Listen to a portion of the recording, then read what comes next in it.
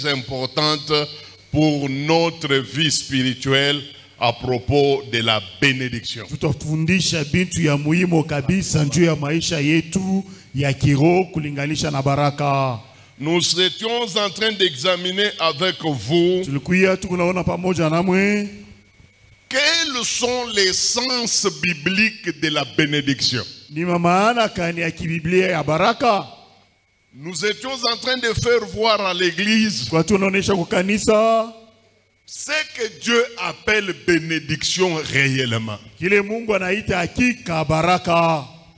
Nous avons dit d'abord Tulisema ya kwanza, la bénédiction c'est l'ensemble des paroles baraka ni bwingi ya misemo pleines d'énergie positive ile inakuya ya mzuri et de la puissance de Dieu uwezo ya Mungu capable d'influencer sérieusement la vie de quelqu'un en lui apportant le bonheur. ile inaweza kusaidia maisha kabisa ya mtu mkumuletea raha. Donc la bénédiction, ce ne sont pas d'abord ce que vous voyez avec les yeux. Baraka haiko mbele kile munaona na macho. La bénédiction, c'est d'abord les paroles. Baraka ni mbele misemo. Et nous vous avons donné beaucoup de versets concernant cette affaire. Na tumekaburia kabisa mabisari mingi kulinganisha na hii mambo. Deuxièmement, Ya pili, nous avons dit encore que la bénédiction, c'est un être spirituel. tulisema tena ya kwamba baraka ni kiumbe cha kiroho. Dans le monde des esprits, Ulimwengu ya maroho, dans le monde spirituel, ulimwengu wa kiroho, dans le royaume de Dieu, ufalme ya Mungu, il existe un esprit kunakuya roho moja qu'on appelle bénédiction. ile banaita baraka. Un être comme toi et moi existons. Kiumbe kama weye na mie vile tunaishi, La bénédiction aussi, baraka nayo pia c'est un être, ni kiumbe, un ange. malaika. Et comme c'est un ange, Na vile ni malaika, on peut lui donner des ordres. anaweza mkabaria maagizo. C'est pourquoi Dieu a dit, Kama na Mungu alisema, j'ordonnerai à la bénédiction de t'accompagner. nitaamuru baraka ikushindikize. Donc la bénédiction, ce n'est pas une force impersonnelle seulement. Baraka haiko tu kitu kisipokuwa na mfano, Aina nguvu inakosa bumuntu. haiko nguvu ile inakosa bumutu, Mais c'est une force, c'est un être spirituel. lakini inakuwa ni kiumbe ya kiroho. Et puis 3, Ya tatu, nous avons vu avec vous tuliona pamoja na mwe que la bénédiction était la seule, le seul antidote de la malédiction. laana njo inakuwa kipinganisho kya baraka inakuwa kipinganisho kya laana. C'est que Dieu Kusema Mungu n'a qu'un seul antidote concernant la malédiction. eko paka na dawa moja tu kulinganisha na laana. Quand il s'agit de la malédiction, Kama ni laana, Dieu n'envoie qu'une seule chose Mungu anatumaka pa kitu moja pour changer les choses. jua kubadilisha vitu, Il envoie la bénédiction. anatuma baraka. Partout où il y a la malédiction, Kazi yote panakuwa laana, vous pouvez faire tout ce que vous voulez. unaweza kufanya yawezekanayo, Vous pouvez pleurer, unaweza kulia, vous pouvez vous lamenter. unaweza kuririria, Mais l'unique solution pour enlever la malédiction dans la vie d'une personne jibu ile inaweza kutosha laana mu maisha ya mtu ou dans la vie d'une ville wala mu maisha ya muji ou dans la vie d'une église, wala mu maisha ya kanisa. l'unique antidote que Dieu réserve, Jibu ile Mungu anakaa anachunga c'est la bénédiction. ni baraka. Partout où il y a la malédiction, Kazi yote panakuwa laana, si vous voulez qu'elle parte, kama unapenda itoke, invoquez la bénédiction. ita tu À baraka. partir du moment où la bénédiction descend, Wakati ile baraka inashuka, la malédiction est obligée de partir. laana inakazishwa kutoka. Ça, ce sont les 3 significations que nous avons vues jusque-là. Sema maana tatu ile tuliona mpaka hapa. Aujourd'hui, je vais ajouter, Leo mitaongeza, et si j'ai le temps, on verra encore une autre notion concernant la bénédiction. kama nina wakati tutaona tena somo ingine kulinganisha na baraka.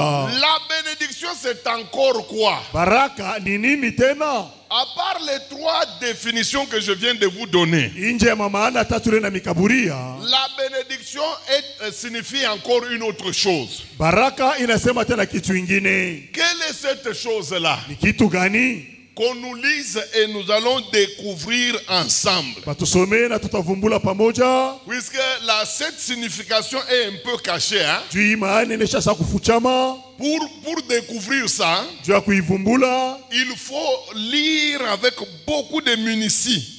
inapasa kusoma kabisa. C'est en lisant avec profondeur Kusoma na muketo kabisa. que vous allez découvrir le sens que je vais vous donner ici. Tutavumbula hii maana mimi napenda mipatia sasa hivi. La bénédiction, c'est quoi? Baraka ni nini? Ici, je ne vous parle pas de bénédiction du dictionnaire. Hapa mimi simeoneshe maana ya dictionary. Je ne vous parle pas de la bénédiction selon les humains. Mimi simeoneshe baraka kufuatana na watu. Ici, nous sommes dans la Bible. Hapa tuko ndani ya Biblia. Nous sommes en train de lire dans la Bible Tunasoma Biblia pour comprendre la bénédiction. juu ya kuelewa baraka. Alors la Bible a d'autres façons de présenter la bénédiction. Baraka iko na namna ingine ya kuonesha, Biblia na namna ingine ya kuonesha baraka. Qui n'est pas la même que les humains. Ile haiko pamoja na ya watu. Alors découvrons le 4e sens. Tuvumbule maana ya ini. Hein? Découvrons Tuvumbule le 4e sens de la bénédiction. maana ya ine ya baraka. Qu'on nous lise. Batusome nombre. Hesabu. Nombre. Aïna Esaou banduku. Oh oui, Esabu. Moi j'ai entendu comme Esaou. Hesabu. Nombre chapitre 6. Hesabu sura ya 6. Nombre chapitre 6. Hesabu sura ya 6. Verset 22 jusqu'à 27. Kisari ya 22 mpaka 27. Église, je vous en supplie, suivez bien la lecture. Kanisa mina ulomba mufuate mzuri kabisa usomi. Suivez la lecture de notre sœur. Mufuate usomi ya dada yetu. Nombre chapitre 6, le verset 22 à 27, nous lisons pour la gloire du Seigneur. Ouais. Amen. L'Éternel parla à Moïse et dit, parle à Aaron et à ses fils et dit, vous bénirez ainsi les enfants d'Israël, vous leur direz, que l'Éternel te bénisse, qu'il te garde, que l'Éternel fasse luire sa face sur toi, qu'il t'accorde sa grâce, que l'Éternel tourne sa face vers toi, qu'il te donne la paix. C'est ainsi qu'ils mettront mon nom sur les enfants d'Israël. Répétez cette dernière phrase-là. C'est ainsi qu'ils mettront mon nom sur les enfants d'Israël et je les bénirai. Alléluia. Amen. Veuillez vous asseoir. Mikale. Mes amis, Bapendwa. si vous êtes en train de lire la Bible, Kama unasoma Biblia, je ne veux pas que vous puissiez lire la Bible comme un journal. sipende usome Biblia kama journal. Gazeti. Mupande muima interpretation yenu ya mafrancais ya mui kanisa. Akuyakuwa tu interprete wa nguvu mu kanisa yetu. Nisho pourquoi. Banapenda kuinterpréter mais abapendi kufunda mamo ya Swahili. Ils aiment bien interpréter mais ils ne viennent pas apprendre le Swahili. Faut monter mes amis. Amen. Si vous lisez la Bible, Kama unasoma Biblia, évitez de la lire ordinairement. mwepuke kuisoma sawa. Ne la lisez pas comme vous lirez n'importe quel journal. Usisome vile unaweza kusoma gazeti yote yote. Puisque si vous le faites, Kama unafanya vile, vous ne retirerez rien de la Bible. hatatosha kitu mu Biblia. Dans le texte que la sœur vient de nous lire, Uyo somi mbadata anataka mkutusomea, il est caché inaisha kufuchama un sens très élevé maana ya juu kabisa de ce qu'on appelle la bénédiction. ile banaita baraka. Peut-être pendant que je parle, Zingine hapa ni kunasema 80% des gens sehemu 80 ya watu vont découvrir ce nouveau sens de la bénédiction. batavumbula maana ya hii baraka. Je suis convaincu Mina hakikisho que beaucoup de chrétiens kama bakristu mingi ignorent abajue la signification, la quatrième signification de la bénédiction. maana ya ine ya baraka. Maintenant, je vais vous faire découvrir et nous allons découvrir ensemble avec vous. Na tutavumbula pamoja namwe. Écoutez bien ce que la Bible dit. Sikie vile Biblia inasema. J'essaie de répéter question de vous aider à me comprendre. Ninapenda kusoma tena juu msaidie munyelewe. Nous sommes au verset 22 du chapitre 6. Tuko kukisari ya 22 ya sura ya 6. Écoutez ce que l'Éternel dit. Sikie vile Bwana anasema. L'Éternel parla à Moïse Bwana akamwambia Musa et il lui dit, akisema, parle à Aaron ambia Aruni et à ses fils na wanawake et dit, ukisema, voici comment vous allez bénir les enfants de Dieu. hivi ndivyo mutayo bariki wana wa Israeli. Suivez-moi. Munifuate. Le texte ici Usomi hii concerne inaelekewa comment on peut déposer la bénédiction sur quelqu'un. namna gani banaweza kuweka baraka yule ya mtu. Et Dieu montre comment on descend la bénédiction sur quelqu'un. Mungu anaonesha vile banashushaka baraka yule ya mtu. Il dit, Anasema il va leur donner 3 formules pour donner la bénédiction à quelqu'un. akabakabiria manamna tatu ya kuweza kukabariki mtu. Première formule, Maana ya kwanza il leur dit, akabonesha, vous direz utasema que l'Éternel te bénisse et qu'il te garde. Bwana akubariki na kukulinda. Deuxième formule, Namna ya pili, que l'Éternel fasse luire son visage sur toi Bwana akuangazie nuru ya uso wake et qu'il t'accorde la grâce. na kukuonyesha neema. Troisième formule, Namna ya tatu tu diras utasema que l'Éternel tourne sa face vers toi et qu'il te donne la paix. Bwana anyanyue uso wake juu yako na kukupa salama. Il dit ce sont les 3 formules Sema njona manamna tatu pour bénir les enfants. ya kubariki batoto. Maintenant, vers la fin, Sasa mwisho Dieu va révéler. Mungu akafungunula Il va nous dire akatonesha ce que lui appelle la bénédiction. ile yeye anaita baraka. Mes amis, suivez bien la lecture. Penda mfuate mzuri usomi. La Bible dit ceci. Biblia inasema hivi. Nous sommes au chapitre 6 toujours, Tuko hapo sura ya 6 verset 27. kisari ya 27. C'est ainsi qu'ils mettront mon nom sur les enfants d'Israël. Ndivyo wataoviweka jina langu juu ya wana wa Israeli. Donc la bénédiction c'est quoi? Baraka ni nini? La bénédiction Baraka c'est déposer le nom de Dieu sur quelqu'un. ni kuweka jina ya Mungu yule ya mtu. La bénédiction c'est quoi? Baraka ni nini? C'est déposer Dieu dans ta marchandise. Ni kuweka Mungu ndani ya biashara yako. La bénédiction c'est quoi? Baraka ni nini? C'est déposer Dieu dans ton mariage. Kuweka Mungu ndani ya ndoa yako. Beaucoup de gens ne savent pas que Batu bengi abayo ya kwamba bénir bariki c'est déposer Dieu sur. ni kuweka Mungu yulu ya. Ah, c'est ça bénir Jo quelqu'un. kubariki mtu Si ile. vous voulez bénir un commerçant, Kama unapenda kubariki mchuruzi, la Bible dit, Biblia inasema vous êtes en train de déposer Dieu sur son commerce. kunaweka Mungu ndani ya biashara yake. Si vous êtes en train de bénir un mariage, Kama unabariki ndoa, si vous le faites correctement, kama unaifanya mzuri, Dieu Mungu va descendre atashuka dans ce commerce-là. ndani ya ile uchuruzi. Donc, bénir, Kubariki c'est attirer Dieu pour qu'il descende sur quelque chose. ni kukokota Mungu ndio ashuke pa kitu moja. Avant que Dieu ne descende, Mbele Mungu ashuke, rien ne marchait. hakuna kitu kilianza kuendeka. Avant que Dieu ne vienne, Mbele Mungu akuje, rien ne tournait. hakuna kitu ilianza Mais kuendelea. quand on bénit, Kama unabariki, eh bien Dieu descend. Mungu anashuka, Il descend anashuka là où on a béni. anashuka pale baribariki. Puisqu'il a dit ceci. Jo anasema hivi. Vous allez dire aux enfants d'Israël. Utaonesha watoto wa Israeli. 3 formules. Maana tatu. Que l'Éternel te bénisse et qu'il te garde. Kwa milele akubariki na akulinde. 2.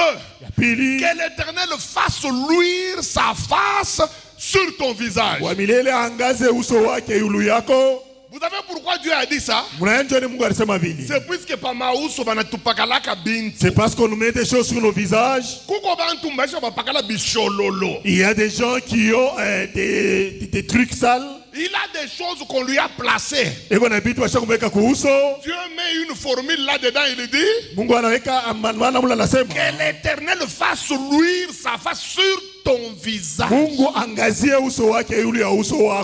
puis la troisième formule, il dit que l'Éternel Dieu te bénisse et qu'il t'accorde sa paix. Et il termine en disant, en faisant cela, vous allez déposer le nom de l'Éternel sur mes enfants. N'avez-vous jamais vu quelqu'un qui a de belles recettes pour les beignets? En termes de qualité, c'est elle qui a des plus bons beignets du quartier. Mais quand elle présente ses beignets devant la maison sur une table, alors que les beignets sont soigneusement bien protégés, et on les a fait dans des conditions hygiéniques maximales. Mais curieusement, les gens sont en train de passer et ils vont acheter des beignets de mauvaise qualité, des beignets mal préparés. Mais celui-ci qui a des beignets bien faits, bien cuits, personne ne passe par là. Vous connaissez le problème, c'est quoi? Bien que les beignets ont été bien faits, Dieu n'est jamais descendu dans ça. C'est pourquoi vous allez voir le soir, la maman demande,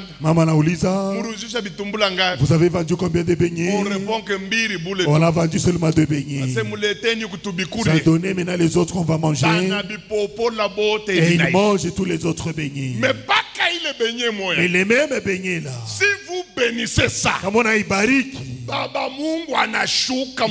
et Dieu descend dans cette assiette. Les beignets là ne vont pas faire 1 heure. Parce que c'est Dieu lui-même qui est descendu. Il va commencer à appeler des clients de partout. Vous allez voir quelqu'un qui quitte Oya pour venir acheter les beignets en ville. Alors que tout au long du chemin, il y a plusieurs kiosques de beignets. Pourquoi? Dans les beignets de la ville, Dieu lui-même est descendu dans la bassine. Dans la bassine des beignets, Dieu lui-même est assis là-dedans. N'avez-vous jamais vu quelqu'un avec un seul cantique? Moi j'ai vu un chantre qui a fait fureur, qui est connu dans le monde entier. On parle de cette personne partout. Mais quand vous essayez de voir les œuvres qu'il a fait, il n'avait pas 2 albums, il n'avait pas 4 albums, il a composé une seule chanson avec une phrase. Mwimbo iko na phrase moya. Un cantique qui n'a qu'une seule phrase. Mwimbo iko na phrase moya. Mais inakanyanga mimbo yote ya l'époque. Mais en tout cas ça a écrasé.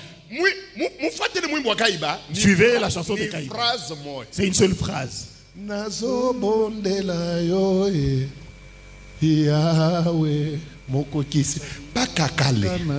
C'est ça. Il y a ma couplet. Ça n'a pas de couplet. Mais Mais comme Dieu est assis dans le cantique, c'est là que vous voyez les mamans pleurer. Même les hommes ou les femmes. Il y a des gens qui ont fait un album avec 12 cantiques. Mais comme Dieu n'est pas, les gens chantent comme si ce sont des chansons de lui. Comme si c'est pour le péché. Mais c'est un cantique de Dieu. Mais il n'y a pas Dieu dedans. C'est ainsi que vous déposerez mon nom. Bénir, c'est déposer le nom de Dieu dans ton cœur.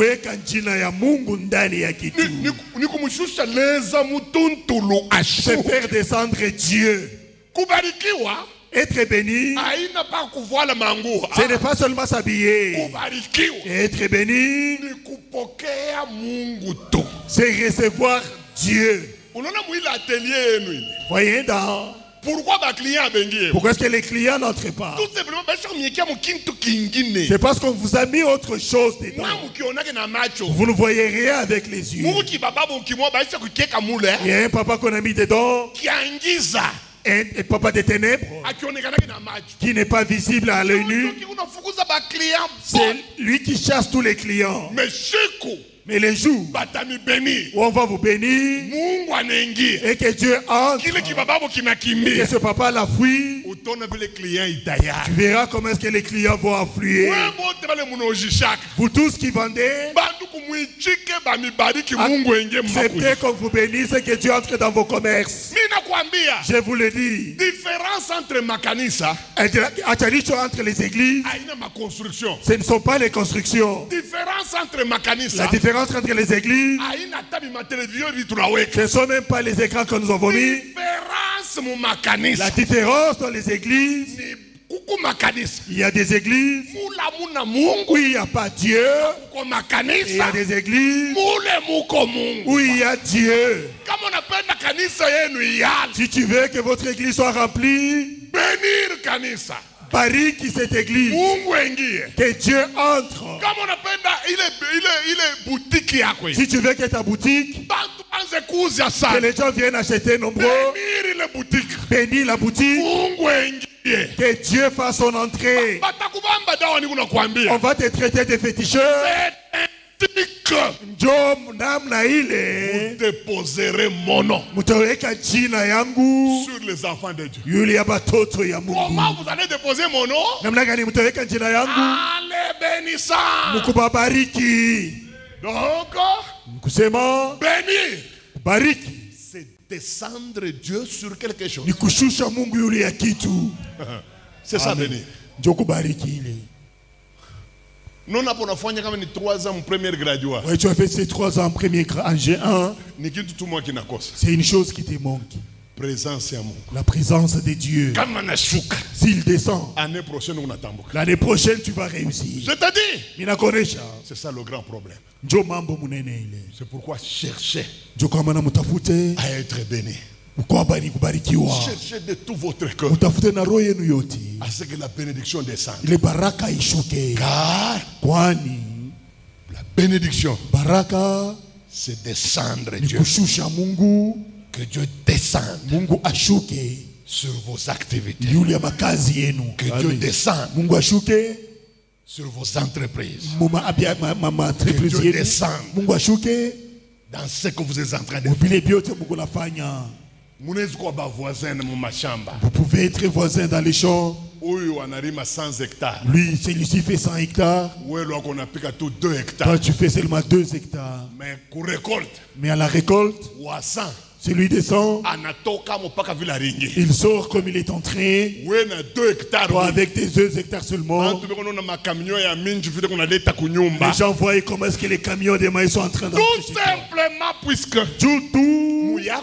dans ton champ, Dieu était descendu. Bien-aimé, la différence dans la vie ne vient que d'une seule chose. Il y a des gens sur qui Dieu n'est pas encore descendu. Il y a des gens où Jésus est déjà descendu. Il l'avait dit. Maintenant écoutez. Sasa 5e signification. Maana ya 5, La bénédiction c'est quoi? Baraka ni nini? Alléluia. Ah là là. Ma soeur, lis-nous. Dada tusomee Deutéronome 30 verset 1 d'abord. Kumbukumbu la Torati makumi tatu kisari ya kwanza mbele. Tu sautes Unaluka et tu vas dans verset 19. kisha unaenda kwa kisari ya 19.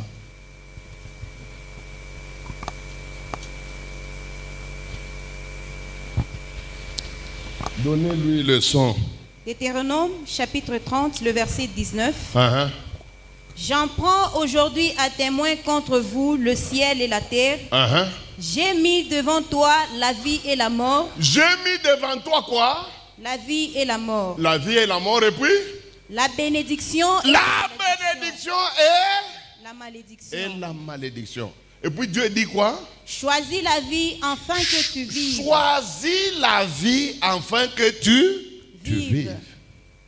Toi et ta postérité. Voilà. Verset 19.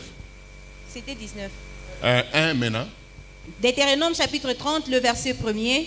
Lorsque toutes ces choses t'arriveront, la bénédiction et la malédiction bénédiction et la malédiction que je mets devant toi, si tu les prends à cœur, si vraiment tu le prends à cœur, au milieu de toutes les nations, de tous les problèmes, tout ce que tu peux avoir sur la terre, chez lesquels l'Éternel, ton Dieu t'aura chassé, si tu reviens à l'Éternel, ton Dieu, et si tu obéis à sa voix, de tout ton cœur, de toute ton âme, toi et tes enfants, selon tout ce que je t'ai prescrit aujourd'hui, alors l'Éternel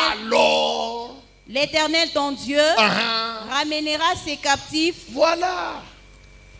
Il y a maintenant toute une liste de conséquences qui vont suivre. Mais toi, mes amis, la bénédiction, c'est quoi? Baraka ni nini? Là, c'est la 5e signification. Maana ya tano. Nous l'avons déjà expliqué quand on parlait de la malédiction. Mais ici, comme nous sommes dans le chapitre de la bénédiction, nous sommes obligés de rappeler cela. La bénédiction, c'est quoi? Baraka ni nini? Pour que nous découvrions ce qu'elle est réellement, suivons d'abord la lecture telle que la sœur vient de le faire. C'est Dieu qui parle. Il dit, mes amis, écoutez-moi. Dans la vie sur cette terre, c'est moi qui ai créé le monde. Et puis, je vais vous dire la vérité. Dans la vie, il y a deux réalités qui gouvernent le monde entier. Il dit, il y a le bien et il y a le mal. Il ajoute encore. Il dit, il y a la bénédiction, il y a la malédiction. Ce sont les deux forces. Ce sont les deux principes qui tiennent la vie de ce monde. Personne ne peut échapper au mal ou au bien. Personne ne peut échapper à la malédiction ou à la bénédiction. Maintenant, Dieu dit ceci. Cependant, si tu veux réussir, si tu veux que ta vie marche bien, je te conseille de choisir le bien et la bénédiction. Et Dieu dit, si tu choisis le bien et la bénédiction, voici les choses qui vont commencer à t'accompagner sur la terre.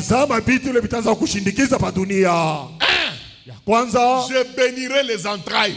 Deux, je bénirai ta corbeille et ta huche. Trois, je vais multiplier les bénédictions dans tes entreprises. Tazidisha mabaraka mu makazi yako. Ici, la bénédiction, c'est quoi? Hapa baraka ni nini? C'est l'une des forces principales Ni nguvu ya muhimu qui préside à une heureuse destinée. ile ikunaongoza maisha ya kesho ya mzuri. Selon Dieu, Kulingana na Mungu, il n'y a que deux forces principales sur la terre. kuna nguvu mbili ya muhimu pa dunia. Le bien et la bénédiction, Mzuri na baraka, le mal et la malédiction. baya na laana. Il n'y a pas d'intermédiaire. Hakuna ya mukachi. Alors Dieu dit, Sa Mungu anasema, soit wala une vie sera dominée par le mal et la malédiction, maisha inaweza kutawaliwa na bubaya na laana, soit Voilà. elle sera dominée par le bien et la bénédiction. inatawaliwa na buzuri na baraka. Mais lui, Lakini yeye il nous veut anapenda le bien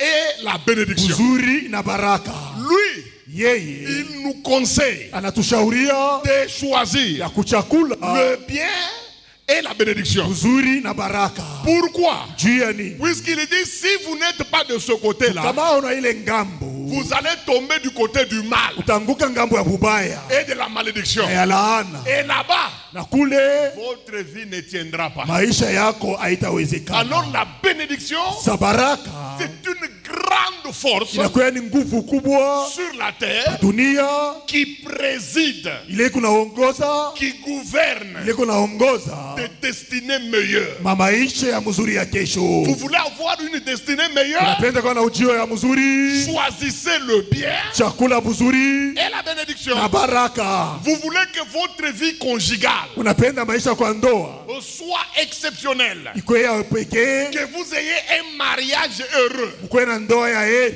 Dieu dit, Mungu anasema choisissez muchakule le bien mzuri et la bénédiction. na baraka. Car il n'y a que la bénédiction Juu ni paka baraka qui est capable de propulser ile kuna uwezaji ya kunyanyua la vie maisha vers de meilleurs lendemains. mbele ya makesho ya Il mzuri. n'y a que la Ni bénédiction paka baraka qui est capable ile una uwezaji d'amener quelqu'un ya kupeleka mtu, du bas tosha mtu chini vers le haut. kumpeleka juu. Il n'y a que la Ni bénédiction paka baraka qui peut changer ile inaweza badilisha la manière de s'habiller de quelqu'un. namna ya kuvala ya mtu. Quand tu étais encore sans bénédiction, Wakati ulikuwa unapenda kubarikiwa, il t'arrivait même de mettre des blouses de femmes. ilianza kuvala hata mabluzi ya mwanamke. Moi, j'ai déjà reçu un monsieur dans mon bureau. Nisha kupokeaka mtu mwa ofisi yangu Quand nous étions sur Mobutu, wakati tulikuwa kule Mobutu. il était malabar, gaillard comme Alikuwa moi. mtu munene kama mie, Un homme très développé physiquement. mtu moyo wa munene. Il est venu avec sa modeste femme. Alikuwa na bibi yake, Ils sont entrés dans mon bureau. wanaingia ofisi yangu, Il m'a dit ceci. ananionyesha hivi, Pasteur, nous souffrons comme vous n'avez pas idée. pastori, tukunateswa vile hawezi kuwazia, Il dit, nous souffrons comme vous n'avez pas idée. tukunateswa vile hawezi kuwazia. D'ailleurs, pour venir ici à Kipushi, Juu yako kukipushi nous avons emprunté de l'argent. tulikongola fedha. Et lui, il avait un pantalon Yeye alikuwa na ashati pantalon moja, qui n'était pas de sa taille. ye haikumwene. Hii mapantalon tunaanza kuitaka kubutoto Le pantalon qu'on appelait quand on était encore enfant, aseme katamai. katamai. Pantalon inaisha kuishia huku mrefu sana, me pantalon inakuishia hapa. Tu es très élancé, mais le pantalon dépasse un peu les genoux. Kisha anaisha kufunga ceinture Et puis il a une ceinture, ku pantalon, mais ceinture ya masakoshi. mais la ceinture des sacs. Muntu géant Un géant, bina nyuma ça m'a fait très mal. anaanza kuria. Il a commencé à pleurer. Sikia hivi ananiambia, Écoutez ce qu'il m'a dit. ase pasteur, Pasteur, huku mwenzangu mwanaume, vous êtes mon ami garçon. mimi siwezi kushikia haya. Je ne peux pas avoir honte. Unajua sasa hapa mimi naisha kusimama hapa. Savez-vous que là que je me tiens, Sous-vêtement hii inavola le ni ya bibi sous-vêtement que yangu. je porte, c'est pour mon épouse. Mimi naangalia burefu wa muntu. J'ai regardé la taille de la personne. Fyondo wa muntu. J'ai regardé sa masse. Kabibi kaloko hapa. Et une petite femme. Asema anaisha kuvola slip yake mimi Dit que sina non, il a mwepea. porté son sous-vêtement. Ile ni kazi ya laana. Ça, c'est l'œuvre de la malédiction. C'est vrai biko naleta ncheko. C'est vrai, ça fait rire. Juu biko nachekesha. Parce que c'est. Mais kama ni wewe Mais si c'était toi, na hivi unaisha kuvola hapa. et comme tu es habillé maintenant, Ula na yo bila unaisha kuvola hapa. c'est lui qui connaît ce que tu as porté. Paka wewe Il moya. n'y a que toi-même. Les autres, c'est seulement l'épouse. Les autres vont loin, même l'épouse ne connaît pas. S'il a porté ces choses, quand tu veux aller ailleurs, c'est là qu'il porte ça. C'est là que vous allez le voir dans la louange. Il est en train de faire seulement ça. Vous pensez que c'est la danse alors qu'il est en train de combattre avec les choses. La malédiction que vous voyez, elle est forte. Elle a ridiculisé les gens. Ça a laissé les gens dans des problèmes. Moi j'ai trouvé un pasteur Sa question m'a déjà révélé qu'il avait un problème. Quelqu'un qui entre pour venir me voir. Moi je pensais qu'il vient me dire des problèmes graves. Il dit papa, est-ce que manger une souris c'est un problème? J'ai dit la question ici. Donc il mange des souris. Mais pour les réussir, j'ai dit, moi je ne vois aucun problème. Donc, ils ont fini les souris de la maison en les mangeant. Un pasteur. On ne te demande pas que c'est un pasteur pécheur. Un bon pasteur. Pasteur sérieux. Engagé. Tellement que la souffrance est forte. Le pasteur a commencé à pourchasser les rats de la maison. Le pasteur a commencé à courir bampanya bamunyumba. Comme ça sent là. Non mais simplement l'ail et puis on casse l'odeur. Une souris. Une souris. C'est ce qu'on appelle souris. Para souris. Jusqu'à ce que je vais aller en terre et la souris n'entrera pas dans ma bouche. Mais la souffrance l'a obligé à cette vie.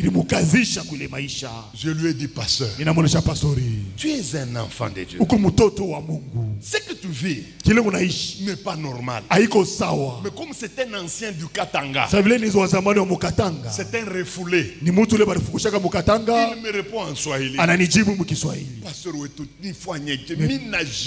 Pasteur, j'ai jeûné, j'ai prié. Les chrétiens ne font rien pour moi, il ne faut que m'insulter. Tu as besoin. Je lui ai dit qu'on a de la bénédiction. On me bénit tous les jours. Tout dépend de la main qui te bénit.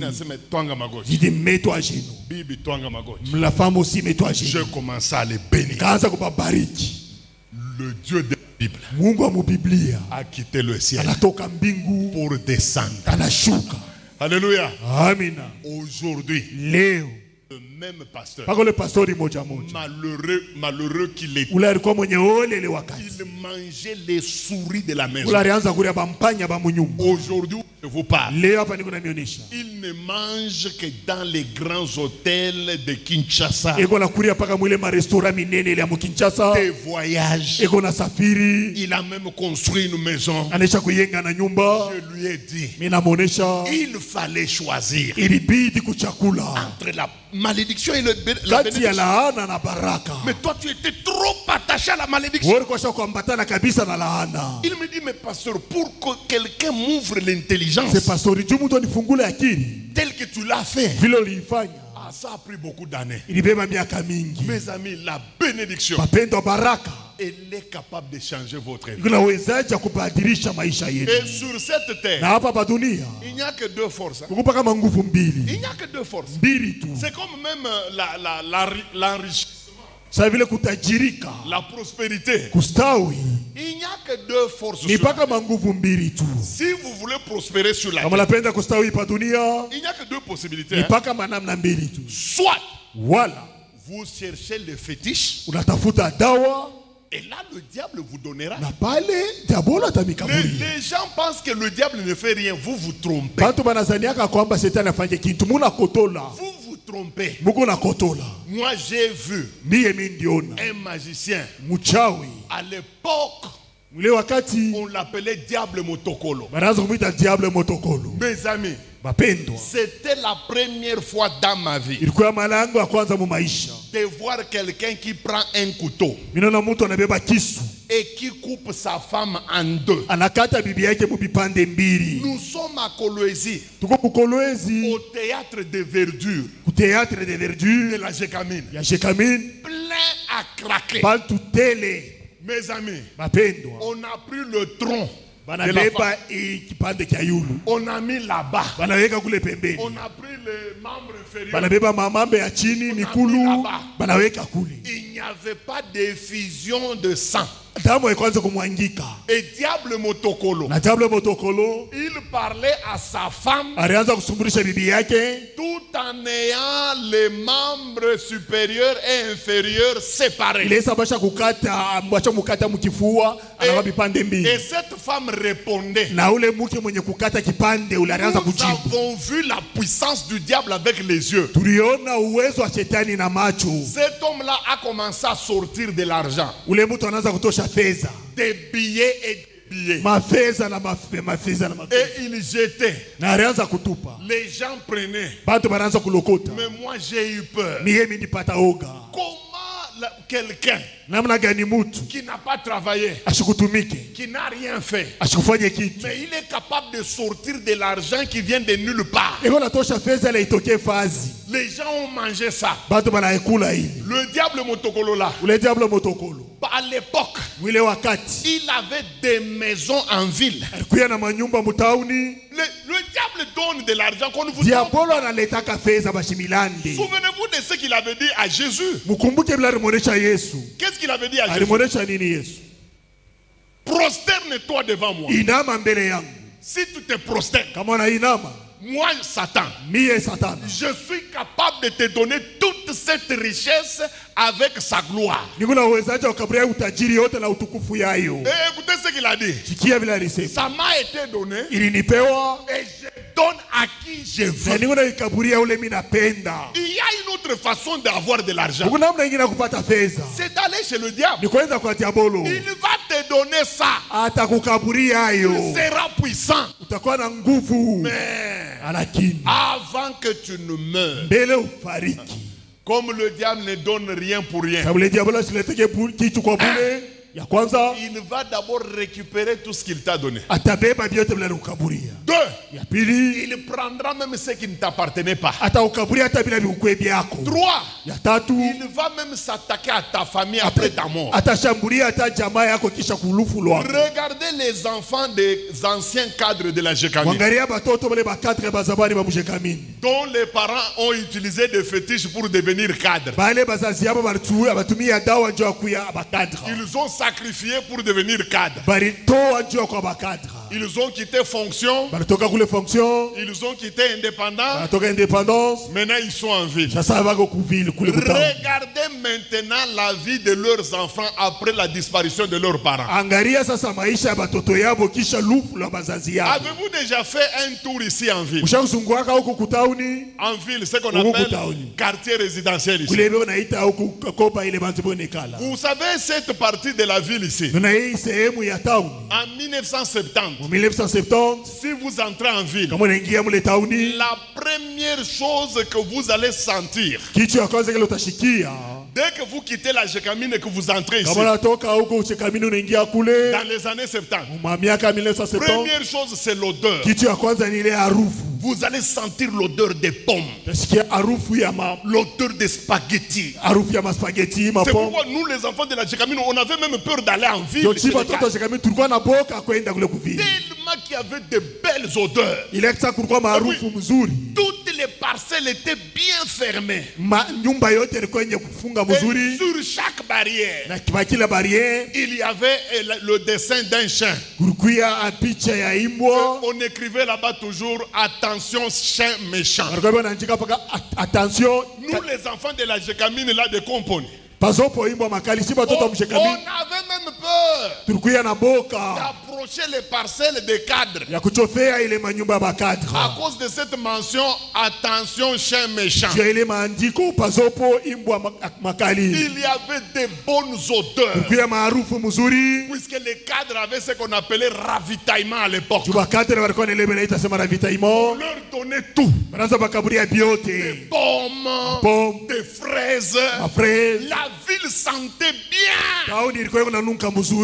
Mais regardez aujourd'hui la manière dont la Jécamine les a abandonnés.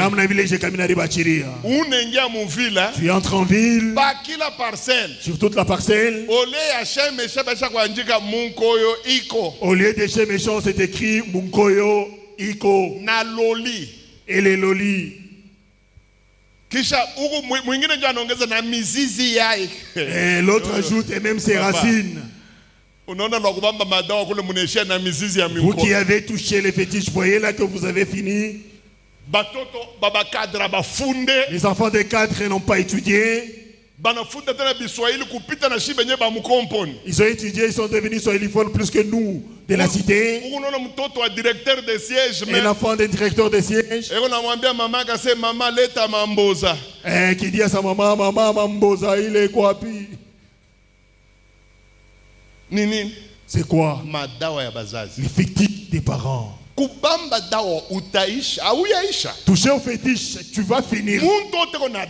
Tout celui qui a des fétiches ici. Confesse et donne ces fétiches-là. Même si c'est des fétiches pour la protection. Enlève ces fétiches, ça va te tuer. Même si c'est pour le lukunga des enfants. Enlève, ça va te tuer. Mais nous n'avons pas seulement les fétiches.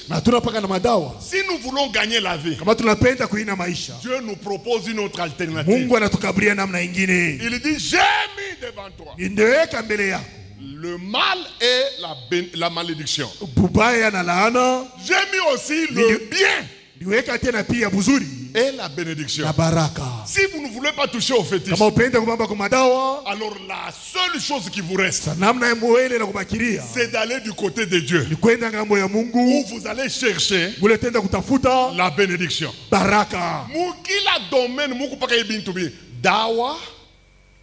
Dans tous les domaines, il y a quelque chose. Dans tous les domaines, il y a soit les fétiches et la malédiction, soit le Saint-Esprit et la bénédiction. Tu entres dans le sport, tu vas trouver les gens qui jouent avec les fétiches. Et tu auras du succès. Mais tu vas voir comment est-ce que tu vas finir ta carrière. C'est là les gens qui terminent la carrière. 36 ans. À 36 ans. Il a un rhumatisme des gens de 120 ans. Pourquoi? Quand il jouait au foot, on avait enterré ses jambes. C'est là qu'il driblait les gens. C'est un basketteur qui marque même avec le dos. Mais pas le touch à basket. Quand tu vas cesser le basket, tu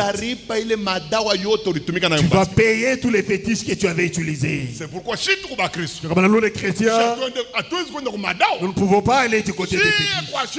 Nous, c'est du côté de Jésus. Et Jésus est allé chercher quoi? La bénédiction. C'est la seule force qui peut changer la vie des chrétiens. Je vous demande de la chercher. Je vous demande de courir après elle. Je vous demande de vous engager pour que la bénédiction descende. Et elle descendra. Amen. Vous savez, sur cette terre, nous avons 3 types de personnes sur la terre ici. À cause de ces 2 forces-là, malédiction et bénédiction, les 2 choses-là, ça a engendré sur la terre 3 catégories de personnes. Voyons la première catégorie.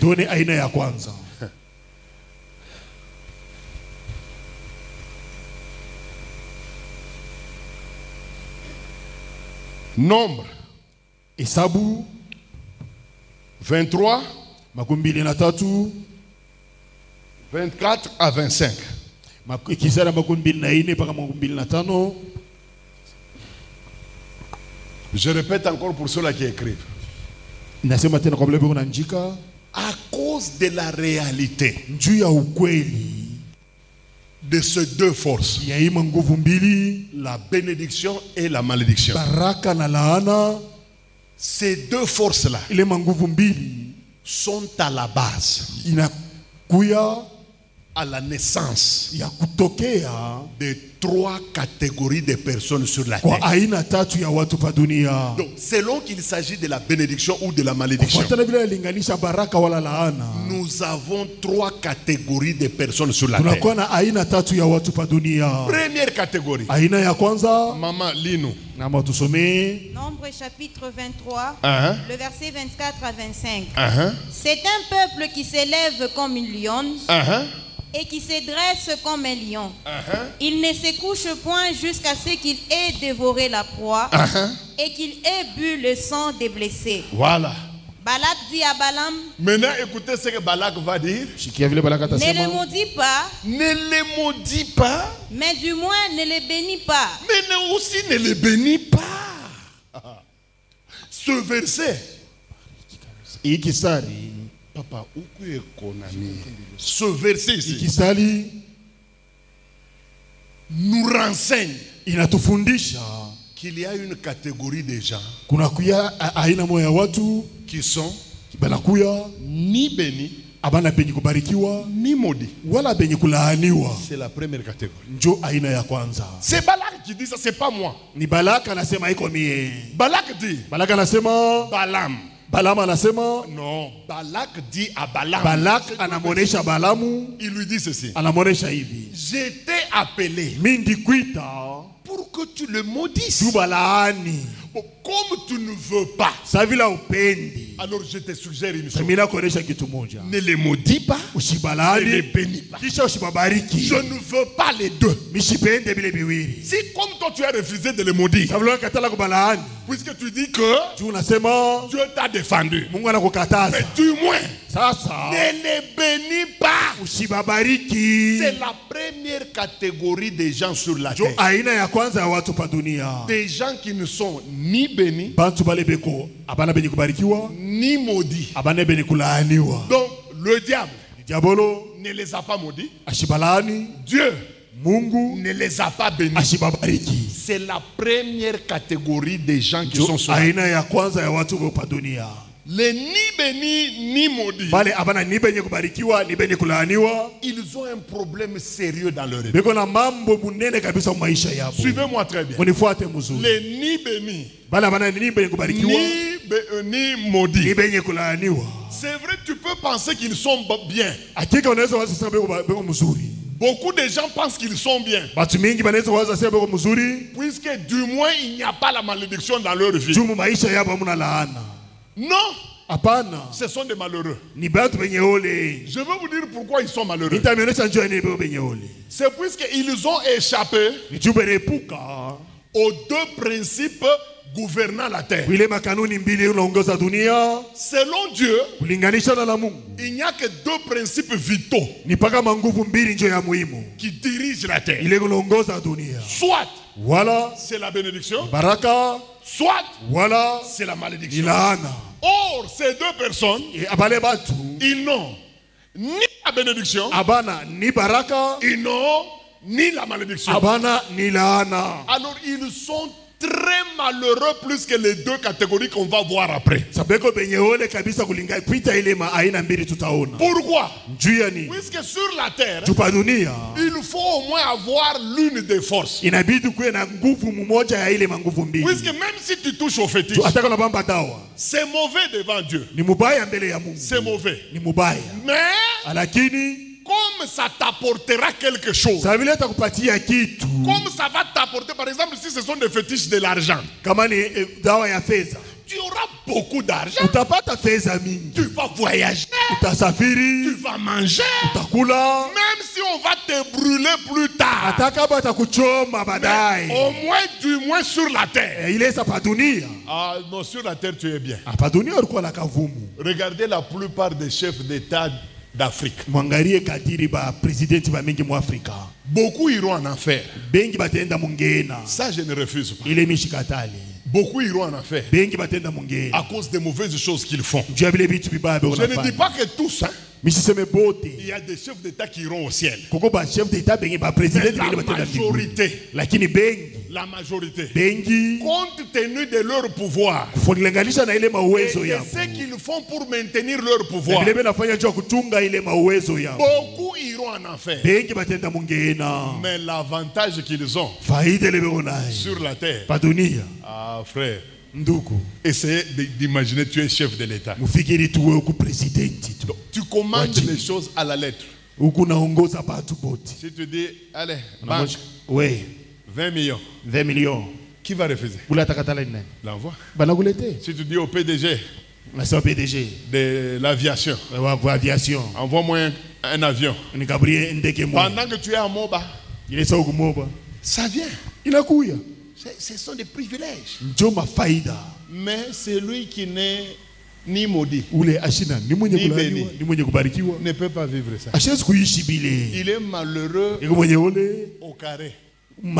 Puisqu'il n'a ni bénédiction, il n'a ni malédiction. Deuxième chose, les ni bénis ni maudits, ils vivent de leurs efforts, les efforts personnels. Figure-toi la force humaine. Est-ce que tu vas tenir avec devant Satan? Ta propre force, ta force humaine. Tu n'as pas la force de Dieu. Tu n'as pas la force de Satan. Tu n'as que la force naturelle avec laquelle Dieu t'a créé. Mais tu partages un bureau avec un occultiste qui invoque Satan et Satan lui répond. Toi, tu n'as que ta force naturelle. Il va te terrasser. C'est là que vous allez au marché.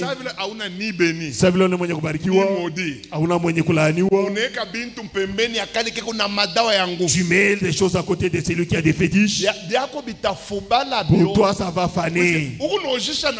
Parce que tu vas avec la force humaine. C'est là que tu es obligé au marché. Allez au marché, voyez les gens qui vendent avec leur force. Si tu n'écris pas, personne ne viendra. L'une des choses si je n'aime pas que ma femme aille vendre au marché, qu'elle apprenne à parler sans problème. Qui peut vendre à la Kenya sans parler? Allez à la Kenya, voyez comment est-ce que la force humaine travaille.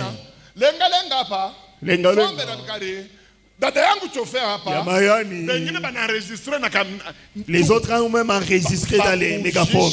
Pour vendre avec la force humaine, c'est pas facile. Qu'est-ce qui te pousse à t'absenter les dimanches pour aller vendre? Parce qu'en semaine, on n'a rien acheté. Alors tu ajoutes même les dimanches. Comme c'est la force humaine, les gens ne font que te saluer. Vieux Mao, c'est Mac. Vieux Blanchard, comment? Vieux Blanchard, vous allez bien? Tous les clients t'appellent vieux. Mais ils t'appellent seulement vieux, mais ils n'achètent pas chez toi. Petit wangu. Petit wangu. C'est comment? Ainsi va le Congo. Je vis le Congo, vous n'avez pas de toi, tu attends le gouvernement alors que tu es en train de vendre. Avoir seulement la force humaine, c'est là qu'il faut être béni. Amen. Pose la question à tout celui qui a ouvert un kiosque avec sa force humaine. Il va te dire comment est-ce que c'est difficile. Ni béni ni maudit. Tu ne vas pas vivre la malédiction. Tu ne seras pas trop en bas. Et tu ne monteras jamais. Puisque tu n'as que la force humaine. Parce que vous parlez d'un gouvernement. C'est ça le mauvais côté de quelqu'un qui n'est ni béni ni maudit. Et puis deuxièmement, même si les efforts personnels ont payé, puisqu'il y a des travailleurs, hein? Il y a des travailleurs. Ce n'est pas Dieu, ce n'est pas Satan. Il est tellement fort dans le travail. Vous allez voir les choses se multiplier. Parce que c'est quelqu'un qui travaille dur. Comme ça ne vient pas de la bénédiction, ça vient du travail. Ça vient des efforts. Il va se tromper, appeler un de ses frères en vacances. Son frère du Kassai. Alors qu'il est sorcier. Quand il entre, il a commencé à envoûter. Tu vas voir le kiosque. Comment est-ce que le kiosque entre? Parce qu'il n'y a pas la puissance de Dieu.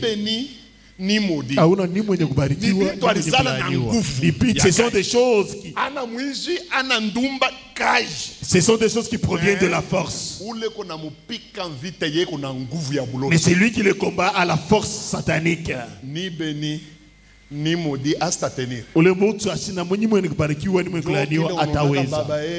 C'est là que vous voyez votre père.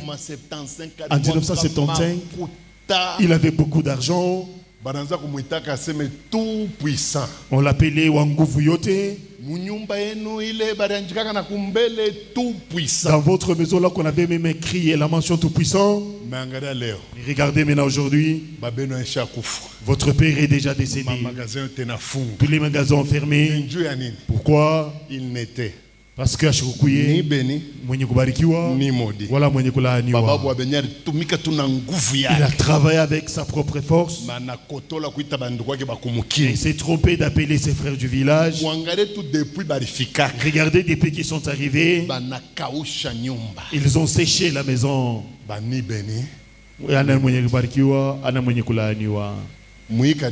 Dans cette église, es-tu béni?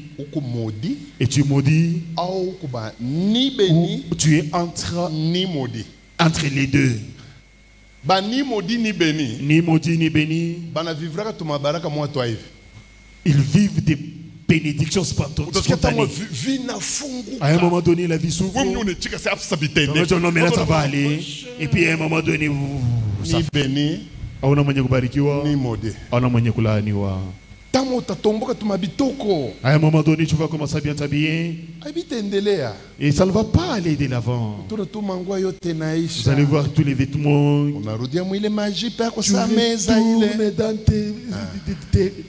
tes jupes qui sont comme des tables. Les autres, quand toi tu passes, la jupe reste derrière. Ni béni ni maudit. Et ils vivent les saisons. Il peut à 85. Ils peuvent avoir la renommée de 82 à 85.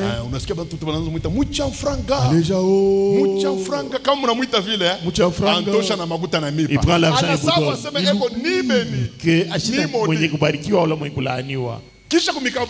après vous avoir donné, après la saison, vous voyez l'arbre d'argent. Fil de fer. Un fil d'argent. Quand il passe, les gens commencent à parler après lui.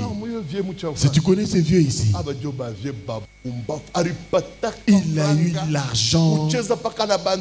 Il a joué seulement avec les petits régales comme quand tu te retournes comme ça, oh, bonjour vieux. Tu dis comment vous allez? Ni béni. Ils ont une souffrance que. Ce qui le trompe, c'est quoi? Comme il travaille avec ses efforts, il peut arriver que les efforts produisent. Mais ce n'est pas la bénédiction. Deuxième catégorie. Les maudits. Et ils sont à l'université de la souffrance. Les maudits. akipushi.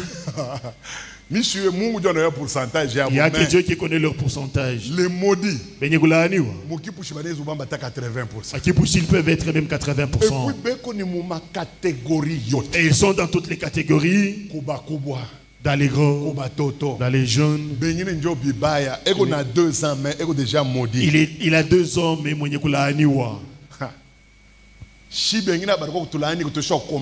nous autres, on nous a maudits à l'âge adulte. Mais toi, tu commences à la naissance. Tu es né. C'est ta tante qui vient te prendre. Qui te donne des coups de tête. Tu vas me ressembler. Et puis il te fait ça. Pour tous les garçons, pour toutes les filles. Regarde maintenant aujourd'hui. Tu as grandi, tu appartiens à tout le monde. Les Kadhafi se servent. Les Tchadiens n'en parlent même pas. Tous les autres vendent. Mais quand il va dire, voilà, Dieu dit, il dit, enlève d'abord ta blouse. Parce que les faux prophètes, ils commencent toujours avec la blouse. Leur Dieu aime la nudité. C'est un Dieu qui aime beaucoup la nudité. Tu ne verras jamais un faux prophète demander à un garçon de se déshabiller. Mais quand tu as une femme, tu entres. Tu fais brrr. Dieu a dit, soit il a, tu vas finir par te déshabiller. C'est lui qui t'a fait ça. C'est ta tante. Ma soeur, regarde ta vie. Et tu maudis. Et tu bénis. À partir de la semaine prochaine, à partir de cette semaine, je vais te donner 3 signes. Il y a toute personne maudite. Pasteur. Même s'il est pasteur, mais dans sa vie il y a la malédiction. Tu verras ça par quoi? Même si c'est un chanteur de grande renommée, mais s'il est maudit, vous allez voir les 3 signes que je vais vous donner. Ce sont des signes qui font souffrir tous ceux qui sont maudits. Ça ne touche ce n'est ni pour les mariés ni pour les célibataires. Ça c'est la malédiction. Si ça te touche, ça va produire les 3 signes que je vais vous montrer. Mais c'est des choses qui font souffrir beaucoup les gens. Il y a des médecins maudits. Ne pensez pas que pour être maudit, il faut n'être pas passé sur le banc de l'école. Même des avocats, il peut être maudit. Ce sont les avocats que vous voyez. Là, au début, c'était une toge noire. Un bon français. S'il commence à parler, à plaider, les clients ne le payent pas. Et s'il fait réclamer, on les gifle. La toge était noire. À un moment donné, la toge commence à devenir grise. Jouer avec la malédiction. La malédiction change même la couleur des vêtements. Tu as acheté un vêtement blanc qui devient jaune après. Toi, tu portes un vêtement blanc. Mais le protocole dit c'est le frère là de la chemise jaune. La malédiction a fait même changer le vocabulaire aux gens. Et le blanc qui devient noir. Et puis 3e catégorie, les bénis. C'est là que je veux que nous allons avec. Le but de cet enseignement, c'est pour que la bénédiction te saisisse. C'est pour que la bénédiction entre dans ta vie. C'est pour que la bénédiction change ta manière de t'habiller. Amen. Écoutez ce que la Bible dit à propos de personnes bénies. Deutéronome chapitre 28. Chapitre 28. Versets 2 à 5. Que Dieu bénisse les gens dans cette église. Que le Seigneur se souvienne des jeunes filles qui sont dans cette église. Cette année, qu'il vous accorde la bénédiction d'être mariés. Vous serez mariés. Tout ce qu'on a fait sur vous, Jésus va détruire cela. Écoutez. Deutéronome chapitre 28, le verset 1 à 5. Si tu obéis à la voix de l'Éternel, ton Dieu, en observant et en mettant en pratique tous ces commandements, tout ce que je vous ai recommandé, tous ces commandements que je t'ai prescrits aujourd'hui, l'Éternel ton Dieu fera quoi? te donnera la supériorité sur toutes les nations de la terre. Alléluia. Amen. Toute personne bénie aura la supériorité sur ses ennemis. Continuez. Voici toutes les bénédictions qui se répandront sur toi. Voici toutes les bénédictions qui vont se répandre sur toi. Mais quelles sont ces bénédictions? Et qui seront ton partage. Quelles sont ces bénédictions? Lorsque tu obéiras à la voix de l'Éternel ton Dieu, commence déjà avec les bénédictions. Tu seras béni, tu seras béni dans la ville et tu seras béni dans les champs. Aina seme baraka itadepend paga ce n'est pas que la bénédiction dépendra du pays. Oh non, je ne réussirai pas à Lubumbashi, je vais à Likasi. Il y a des gens qui étaient même bien au Kasaï. Ils s'est trompé suivant le mouvement de venir au Katanga. Aujourd'hui au Katanga, il a fait 5 ans sans connaître le Swahili.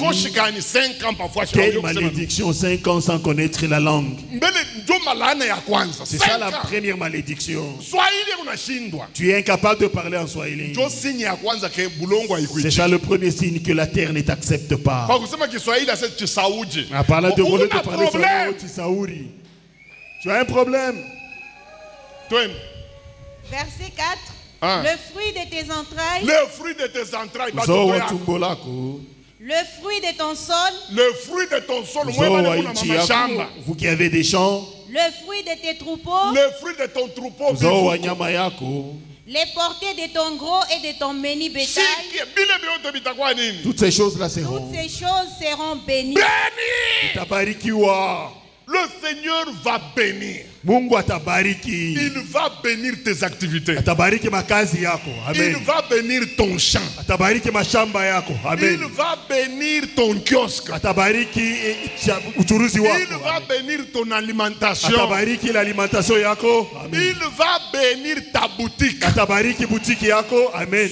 qui font la moto, vous aurez la deuxième moto, la troisième moto, et vous aurez même des petites. Celui qui est béni, la grâce de Dieu le poursuit dans tout ce qu'il fait. Dans tout ce qu'il fait, la puissance attaque. La puissance va attaquer tout ce qui te concerne. Tes enfants, la bénédiction va s'occuper d'eux. Tes maisons, la bénédiction va s'occuper de tes maisons. Ta santé, la bénédiction va s'occuper de ta santé. Bien-aimé, la grande bénédiction, c'est être en bonne santé.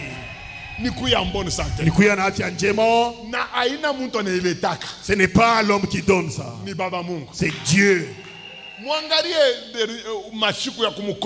Regardez les jours passés, quand il y avait une certaine puissance qui jouait dans cette église. Je peux commencer un séminaire le dimanche, lundi, mardi, je tombe malade. Vous avez des nerfs. J'arrête les séminaires. Moi, je penserais que c'est une fois seulement. Mais si on m'appelle dehors, une force